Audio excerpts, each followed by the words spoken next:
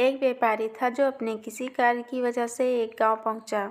उसे हथौड़े की आवश्यकता थी, इसीलिए वह उस गांव के लोहार के पास गया और उसे हथौड़ा बनाने के लिए कहा। लोहार ने व्यापारी के कहे अनुसार हथौड़ा बनाया। व्यापारी ने जब हथौड़ा देखा तो वह उसे बहुत अच्छा लगा। हथौड़ा लेकर वह अपने नगर आ गया और नगर में उस लोहार की कार्यकुशलता की प्रशंसा करने लगे।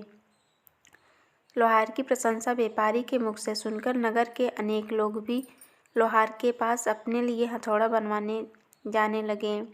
देखते ही देखते लोहार की कुशलता की चर्चा हर जगह होने लगी।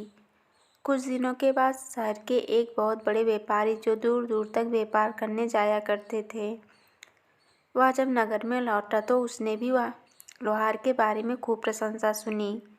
वह लोहार के पास गया और लोहार से बोला, मैंने तुम्हारी खूब प्रशंसा सुनी है। मैं तुम्हें दूसरों के मुकाबले 4 गुना कीमत दूंगा, लेकिन शर्त यह होगी कि भविष्य में तुम सारे हथौड़े सिर्फ मेरे लिए ही बनाओगे और किसी दूसरे के लिए अब से तुम हथौड़े नहीं बनाओगे। सौदागर की शर्त को सुनकर लोहार ने बोला, मुझे अपने कार्य का जितना भी दाम मिलता है मैं उससे बहुत संतुष्ट हूँ।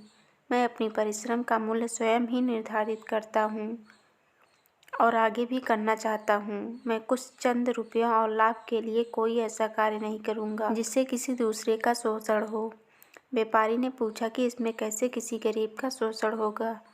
लोहार ने आगे बोला, आप मुझे जितने भी पैसे देंगे उससे 2 गुना पैसे आप गरीब खरीदारों से वसूलोगे। इसीलिए मैं अपने लालच का बोझ गरीब और दुखी पर पड़ने नहीं दूंगा। यही मेरी इच्छा है कि मेरे कौशल का लाभ समाज के उन लोगों तक भी पहुँचे जो गरीब हैं। इसीलिए मैं आपका यह प्रस्ताव स्वीकार नहीं कर सकता। सौदागर लोहार की यह बातें सुनकर अपमानित हुआ और उसे अपने लालच से भरे बुद्धि पर शर्मिंदगी महसूस हुई। दोस्तों, ये कहानी आप लोग को कैसा लगा कमेंट में बताइए और वीडियो को लाइक, चैनल को सब्सक्राइब करिए।